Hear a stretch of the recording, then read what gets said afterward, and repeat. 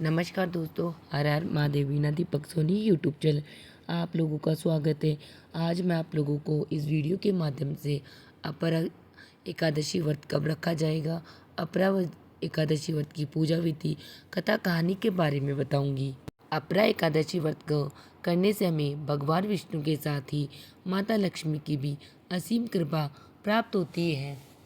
हिंदू धर्म में एकादशी व्रत का विशेष महत्व है। यह दिन भगवान विष्णु को समर्पित होता है। हर माह में 2 बार एकादशी का व्रत रखा जाता है, एक कृष्ण पक्ष में और दूसरा शुक्ल पक्ष में।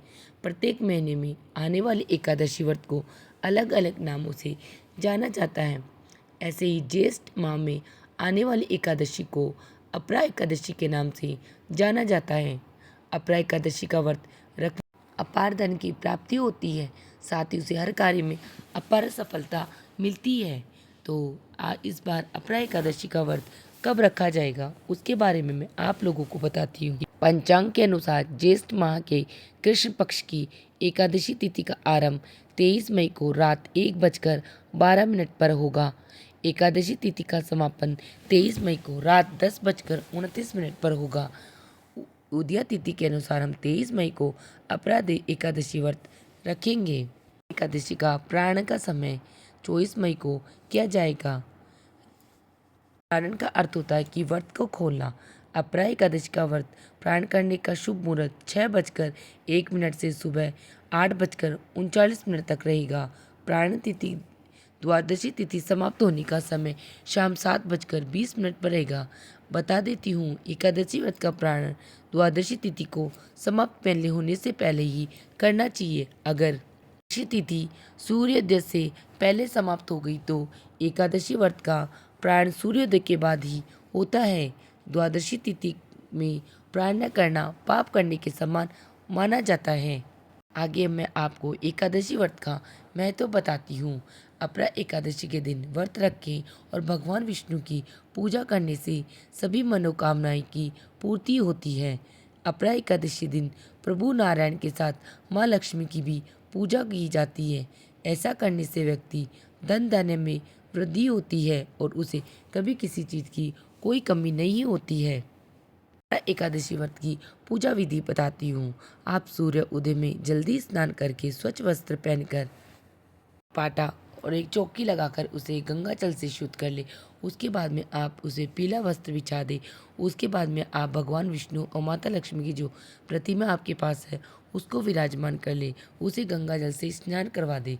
अगर आप ठाकुर जी की पूजा पाठ भी करते तो ठाकुर जी को गंगा जल से स्नान करा के उनको भी पाटे पे या चौकी पे विराजमान कर ले। फिर आप उन्हें तुलसी पत्र अवश्य अर्पित करें, क्योंकि आप सभी को पता है भगवान विष्णु को तुलसी दल अत्यधिक प्रिय है और कान्हा जी को भी अत्यधिक प्रिय है। उसके बाद उन्हें मोली रूपी वस्त्र अर्पित करके हल्दी और चंदन का तिलक लगाए। अगर आपके पास पीले फूल है या अन्य कोई फूल है तो वह भी पुष्प अर्पित करने के बाद में आप भगवान इस दिन एकादशी व्रत पर चावल का भोग नहीं लगते तो आप तिल का इस्तेमाल करें। आप दिए में के अंदर भी थोड़े से तिल डालें और भगवान विष्णु गणेश जी की को विराजमान करें, उनके नीचे भी थोड़े से तिल रखें। इस प्रकार उसके बाद में हम एक कलश लेंगे जिसमें पानी से भरना है। आज के दिन अगर आप मिट्टी के मटके का दान करते हो तो वो भी अड़ाई उत्तम होगा, क्योंकि जेठ के महीने में बहुत अधिक गर्मी होती है। तो जेठ के महीने में फल फ्रूट हमें पानी इन सभी का दान करना चाहिए। उसके बाद में हमें भगवान के लिए एकादशी व्रत पे आपने जो भी भोग बनाया वो अर्पित करें, या भगवान को मीठे फल अर्पित करने के बाद आप हाथ में थोड़े से तिल लेके एकादशी व्रत की कथा कहानी सुने। तो मैं आपको एकादशी व्रत की कथा कहानी सुनाती हूँ। अपरा एकादशी का व्रत भगवान विष्णु को समर्पित होता है और इस व्रत को करने से मनुष्य को सभी पापों से मुक्ति मिलती है। अपरा एकादशी के दिन भगवान विष्णु का पूरे विधि विधान से पूजन करने के साथ ही इसका पाठ करना भी बेहद ही जरूरी होता है। अपरा एकादशी के व्रत के अंदर कथा कहानी सुनना और किसी को सुनाने से बड़ा ही उत्तम धर्म कुछ नहीं है। अब मैं आप लोगों को एक अपरा एकादशी व्रत की कथा कहानी सुनाती हूँ। एक समय की बात है, युधिष्ठिर ने पूछा, हे जनार्दन, ज्येष्ठ के कृष्ण पक्ष में किस नाम की एकादशी होती है? मैं उसका महात्म्य सुनना चाहता हूँ, उसे बताने की आप कृपा कीजिए। तब भगवान श्री कृष्ण बोले, हे राजन, तुमने संपूर्ण लोकों के हित के लिए बहुत ही उत्तम बात पूछी है। हे राजेंद्र, इस एकादशी का नाम अपरा एकादशी है।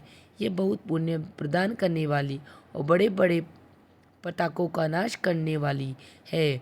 ब्रह्म हत्या से दबा हुआ, गोत्र की हत्या करने वाला, गर्भस्थ बालक को मारने वाला, पर निंदक तथा पर स्त्री लपट पुरुष भी अपरा एकादशी के सेवन से वर्ष से निश्चयी पाप से रहित हो जाता है। जो व्यक्ति झूठी गवाही देता है, नाप तोल में धोखा देता है, बिना जाने ही नक्षत्रों की गणना करता है और कूटनीति से आयुर्वेद का ज्ञाता बनकर वेद का काम करता है, ये सब नरकों में पड़ता है। जो शिष्य विद्या प्राप्त करके स्वयं ही गुरु की निंदा करता है, वह भी महापातकों से युक्त होकर भयंकर नरक में गिरता है। किंतु अपरा एकादशी के सेवन से ऐसे मनुष्य की सद्गति प्राप्त होती है। माघ में जब सूर्य मकर राशि में स्थित हो, उस समय प्रयाग में स्नान करने वाले मनुष्य को जो पुण्य होता है, काशी में शिवरात्रि का व्रत करने से जो पुण्य प्राप्त होता है, गया में पिंडदान करके पितरों की तृप्ति प्रदान करने वाला पुरुष जिस पुण्य का भागी होता है, बृहस्पति के सिहरा शिखर पर स्थित होने पर गोदावरी में स्नान करने वाला मानव जिस फल को प्राप्त करता है, द्वारिका आश्रम की यात्रा के समय भगवान केदार के दर्शन से तथा बद्रीनाथ के सेवन से जो पुण्य फल उपलब्ध होता है, तथा सूर्य ग्रहण के समय कुरुक्षेत्र में दक्षिणा सहित यज्ञ करके हाथी घोड़ा स्वर्ण दान करने से जिस फल की प्राप्ति होती है, अपरादशी के एक सेवन से ही मनुष्य वैसे ही फल की प्राप्त करता है। अपरा को उपवास करके भगवान वामन की पूजा करने से मनुष्य सब पापों से मुक्त हो श्री विष्णु लोक में प्रतिष्ठित होता है। इसको पढ़ने और सुनने से सस्त गोदान का फल मिलता है।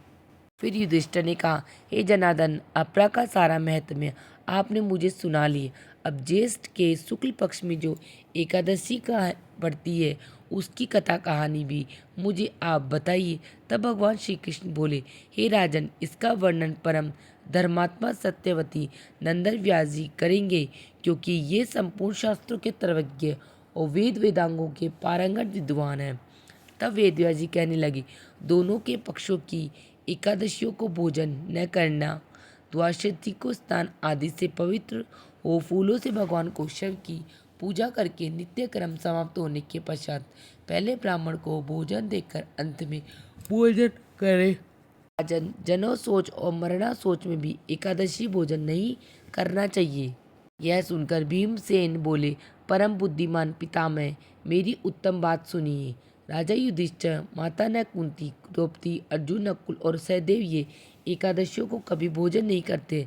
मुझसे भी नहीं ने हमेशा यही कहते कि भीमसेन, तुम भी एकादशी को न खाया करो, किंतु मैं इन लोगों से यही कह दिया करता हूँ कि मुझे भूख नहीं जाएगी। युधिष्ठिर कहने लगे, हे भगवान, मुझे ज्येष्ठ कृष्ण की एकादशी का नाम तो आपने मुझे बता दिया, अब मुझे कृष्ण पक्ष की एकादशी अपरा एकादशी व्रत की कथा कहानी भी सुनाइए।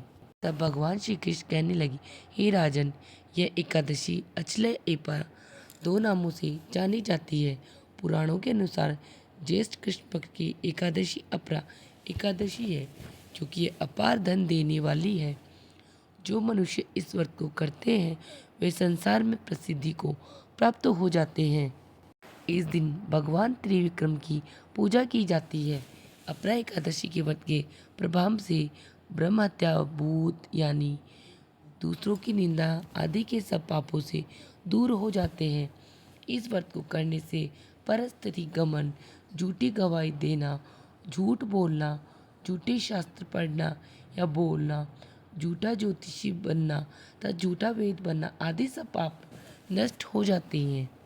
जो क्षत्रिय युद्ध से भाग जाए वह नरकामी होते हैं, परंतु अपरा एकादशी का व्रत करने से वे सभी स्वर्ग को प्राप्त होते हैं। जो शिष्य गुरु से शिक्षा ग्रहण करते हैं फिर उनकी निंदा करते हैं, वह अवश्य नरक में पड़ते हैं। अगर अपरा एकादशी का व्रत करने से वे इस सब पापों से मुक्त हो जाते हैं।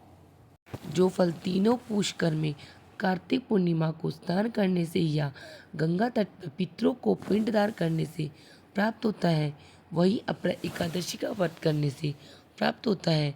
मकर के सूर्य में प्रयागराज के स्नान से, शिवरात्रि का व्रत करने से, सिंह राशि के बृहस्पति में गोमती नदी के स्नान से, कुंभ में केदारनाथ के दर्शन या बद्रीनाथ के दर्शन, सूर्य ग्रहण में कुरुक्षेत्र के स्नान से, स्वर्ण दान करने से अथवा अर्थ प्रस्तुता गोदान से जो फल मिलता है, वही फल हमें अपराध एकादशी के व्रत से मिलता है। यह व्रत पाप रूपी वृक्ष को काटने के लिए कुल्हाड़ी, पाप रूपी ईंधन को जलाने के लिए अग्नि, पाप रूपी अंधकार को मिटाने के लिए सूर्य के समान, मृगों को मारने के लिए सिंह के समान अतः मनुष्य को पापों से डरते हुए इस व्रत को अवश्य करना चाहिए। अपरा एकादशी का व्रत तथा भगवान का पूजन करने से मनुष्य सब पापों से छूटकर विष्णु लोक को प्राप्त हो जाता है। इसकी प्रचलित कथा के अनुसार प्राचीन काल में मदिध्वज नामक एक धर्मात्मा राजा था। उसका छोटा भाई व्रजध्वज बड़ा ही क्रूर था, अधर्मी था, अन्यायी था। वह अपने बड़े भाई से द्वेष रखता था। उस पापी ने एक दिन रात्रि में अपने बड़े भाई की हत्या करके उसकी देह को एक जंगली पीपल के नीचे गाड़ दिया।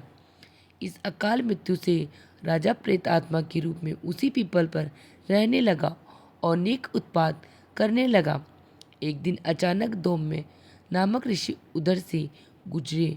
उन्होंने प्रेत को देखा, तपोबल से उसके अतीत को जान लिया, अपने तपोबल से प्रेत उत्पात का कारण समझा। ऋषि ने प्रसन्न होकर उस प्रेत को पीपल के पेड़ से उतारा तथा परलोक विद्या का उपदेश दिया। दयालु ऋषि ने राजा की प्रेत योनि से मुक्ति के लिए स्वयं ही अपरा एकादशी का व्रत किया और उसे अगति से छुटकाने को उसका पुण्य प्रेत को अर्पित कर दिया। इस पुण्य के प्रभाव से राजा की प्रेत योनि से मुक्ति हो गई। वह ऋषि को धन्यवाद देता हुआ दिव्य देह धारण कर पुष्प विमान में बैठकर स्वर्ग को चला गया। हे राजा, इसी के साथ मेरी अपरा एकादशी व्रत की कथा, कहानी, पूजा विधि समाप्त होती है। आप सबको मेरी अपरा एकादशी व्रत की कथा कहानी कैसी लगी मुझे कमेंट बॉक्स में जय श्री कृष्णा लिखकर ज़रूर बताना। वीडियो पसंद आई तो वीडियो को लाइक करना और चैनल को सब्सक्राइब करना, जिससे आने वाली वीडियो का नोटिफिकेशन आप लोगों को प्राप्त हो सके। वीडियो देखने के लिए आप सभी का धन्यवाद। हर हर महादेव। मिलते हैं नेक्स्ट वीडियो में।